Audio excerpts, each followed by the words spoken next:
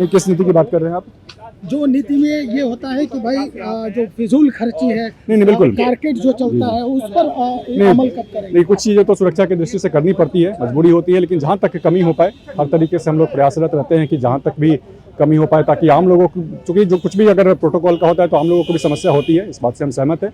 लेकिन एक सुरक्षा की दृष्टि से कुछ करना पड़ता है, तो मिनिमम जहाँ तक हो सके बिल्कुल हम लोगों की कोशिश रहेगी। कुछ लोग अब कहने लगे हैं कि प्रधानमंत्री की एक गाड़ी जो है वो 50 करोड़ रुपए की है। अब ऐसे में 6 गाड़ियां उनके पास है और एक गाड़ी में उनके कई जो आवास योजना है, उनका प्रधानमंत्री आवास योजना, उसमें कई घर बन जाएंगे। वो सुविधा क्यों नहीं छोड़ देते? नहीं देखिए, ये मुझको लगता है ना, ये विषय जो भी इस तरह के विषय को रखते हैं उनको बेसिक समझ नहीं है। बिहार और देश की बात करें तो इस वक्त सबसे अधिक चर्चा में एक ही बात जो है वो लगातार सुनने को मिल रही है, देखने को मिल रही है, वो है सादगी और त्याग की।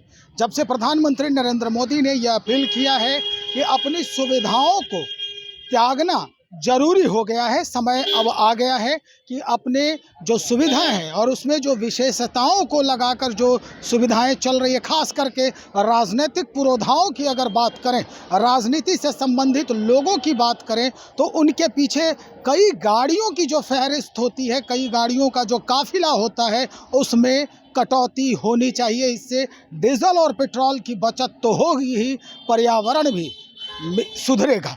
लेकिन अब ये सवाल खड़ा हो रहा है कि क्या ये एक प्रतीकात्मक जो है वो संदेश है या कहीं ना कहीं इसमें कंटिन्यूटी बननी तय हो गई है? स्थिति क्या है, हम आपको बिहार के संदर्भ में बताते हैं। देखिए, ये विकास भवन है और करीब करीब जो मंत्रालय हैं वो यहाँ हैं और उसके बाद कुछ मंत्रालय जो हैं वो अलग शिफ्ट किए गए हैं। लेकिन यहाँ जो मंत्रालय हैं उसमें आईटी सेल के जो मंत्रालय हैं वो है और उसके बाद पंचायती राज का मंत्रालय यही है, कार्यालय यही है।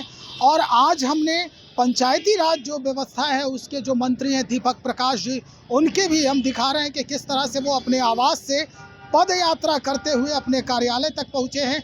मुख्यमंत्री सम्राट चौधरी भी अपने आवास से कार्यालय जाने के लिए वो पैदल चल के जा रहे हैं। हम सारे विजुअल आपको एक एक करके दिखा रहे हैं कि क्या कुछ जो है वो संदेश देने की कोशिश हो रही है।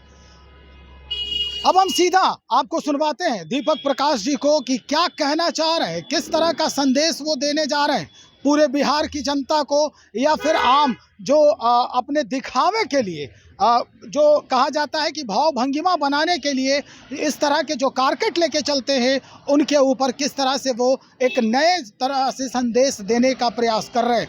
दीपक प्रकाश, मंत्री पंचायती राज व्यवस्था, बिहार सरकार। ये किस नीति की बात कर रहे हैं आप? जो नीति में ये होता है कि भाई जो फिजूल खर्ची है, नहीं बिल्कुल, मार्केट जो चलता है उस पर अमल कब करेंगे? नहीं, कुछ चीज़ें तो सुरक्षा की दृष्टि से करनी पड़ती है, मजबूरी होती है, लेकिन जहाँ तक कमी हो पाए हर तरीके से हम लोग प्रयासरत रहते हैं कि जहाँ तक भी कमी हो पाए, ताकि आम लोगों को, चूँकि जो कुछ भी अगर प्रोटोकॉल का होता है तो आम लोगों को भी समस्या होती है, इस बात से हम सहमत हैं।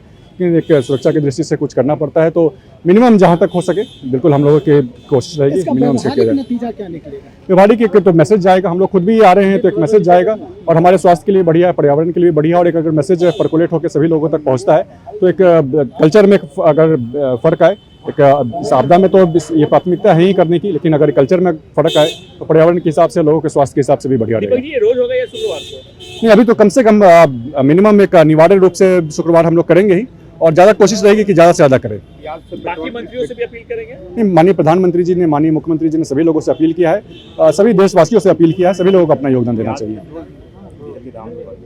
देखो, चूँकि ये वैश्विक समस्या है, सरकार के भी हाथ बंधे हैं, एक हद तक ही सरकार उसमें काम कर सकती है, लेकिन सरकार की कोशिश है ज़्यादा से ज़्यादा लोगों तक उसका जो बोझ है आम जनों पे नहीं पड़े।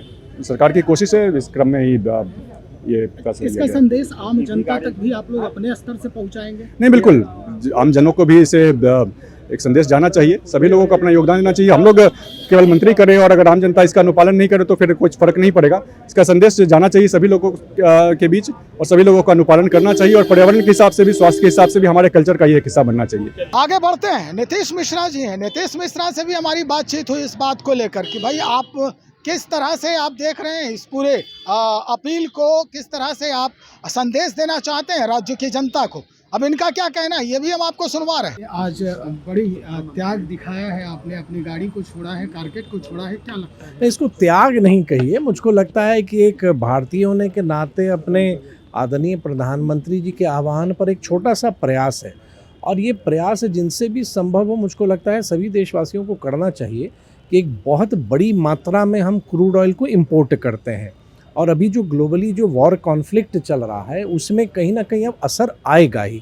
तो हम क्यों ना अभी हम सचेत हो जाएं, पैनिक का सिचुएशन नहीं है, लेकिन हम थोड़ा सचेत हो जाएं अपने भविष्य को देखते हुए, और अगर एक छोटा सा प्रयास से भी हम ऑयल कंजर्वेशन की दिशा में अगर हम कुछ एक कदम कर लेते हैं तो मुझको लगता है कि प्रत्येक देशवासी का एक बहुत बड़ा कंट्रीब्यूशन अपने राष्ट्र के प्रति होगा। सुविधा त्याग तो है, लेकिन नीति त्याग की भी आवश्यकता है क्या? नीतिगत त्याग की? नहीं, देखिए एक चीज़ आप मान के चलेंगे ना कि आप समय, क्योंकि अभी जैसे मैंने अगर आपको अगर क्रूड ऑयल के संदर्भ में कहा या पर्यावरण भी देखें, हमको लगता है कि ये सब एक सोच है। अगर हमारे आदरणीय प्रधानमंत्री कर सकते हैं, हमारे आदरणीय मुख्यमंत्री कर सकते हैं, तो एक छोटा सा भी प्रयास अगर हम लोग सब लोग करते हैं तो उसमें क्या गलत है। हाँ, कहीं कहीं मजबूरियाँ होती हैं, आवश्यकताएँ हैं, जैसे अगर मान लीजिए किसी कार्य से अगर हमें ही कहीं दूर ट्रैवल करना पड़े तो हो सकता है जो आप देख रहे हैं वो एक गाड़ी नहीं होंगी, शायद 2 गाड़ी होंगी, लेकिन हम जहाँ पर उसको हम कम कर सकते हैं वो भी तो मुझको करना चाहिए, और मुझको लगता है कि मेरा ये कर्तव्य भी बनता है और मेरा ये दायित्व भी बनता है। सर एक आखिरी सवाल और, कुछ लोग अब कहने लगे हैं कि प्रधानमंत्री की एक गाड़ी जो है वो 50 करोड़ रुपए की है। अब ऐसे में 6 गाड़ियां उनके पास है, और एक गाड़ी में उनके कई जो आवास योजना है, उनका प्रधानमंत्री आवास योजना, उसमें कई घर बन जाएंगे, वो सुविधा क्यों नहीं छोड़ देते? नहीं, देखिए ये मुझको लगता है ना, ये विषय जो भी इस तरह के विषय को रखते हैं उनको बेसिक समझ नहीं है। हमारे देश के प्रधानमंत्री दुनिया के हाईएस्ट प्रोटेक्टी व्यक्तियों में से हैं, और वो देश के प्रधानमंत्री हैं जी। और देश की प्रधानमंत्री का एक प्रोटोकॉल है, और उस प्रोटोकॉल के हैं अगर कोई भी चीज़ होगा, और आप जानते हैं कि देश का कोई भी, सिर्फ अपने ही देश में नहीं, आप अगर किसी अन्य राष्ट्र से भी तुलना करें तो जो देश के प्रमुख होते हैं उनकी सुरक्षा बहुत आवश्यक होती है। अगर हम अपने प्रधानमंत्री के बारे में कहने लगे, भाई वो जो गाड़ियां अगर उनकी हैं तो उनकी सुरक्षा की दृष्टि को ध्यान में रखे किया गया है। तो और ये जो लोग कहते हैं ऐसा तो नहीं, अगर मुझको लगता है कि अभी विषय क्या है, अभी विषय है कि पूरी दुनिया ग्लोबल क्राइसिस के दौर की ओर बढ़ते जा रहे हैं, क्योंकि जब एक लंबे समय तक युद्ध चल रहा है कतिपय कारणों से, बहुत सारी देश हैं जो ऑयल को इंपोर्ट करती हैं। भारत उन देशों में है जो बड़ी संख्या में ऑयल इंपोर्ट करता है।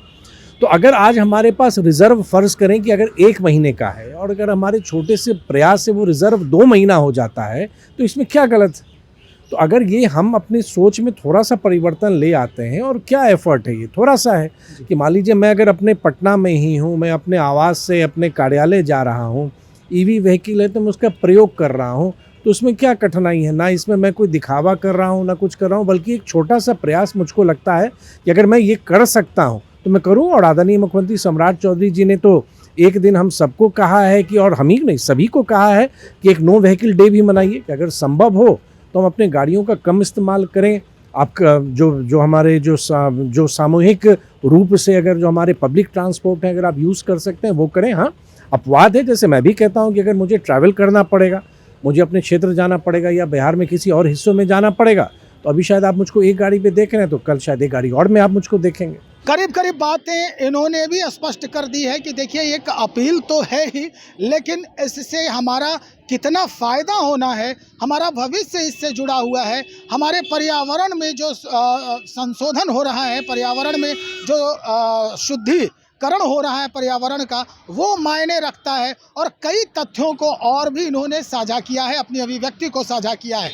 हमारे कई सवाल थे नीतीश मिश्र जी से भी स्पष्ट तौर पे आपने सुना ही होगा। तो चलिए हम आगे बढ़ते हैं, और उसके बाद आपको जो मंत्री हैं उनसे भी करीब करीब बातें होंगी हमारी, और सीधा हम आप तक पहुंचाने का प्रयास करेंगे। तो इंतज़ार करें, बने रहें हमारे साथ। बहुत शुक्रिया आपका।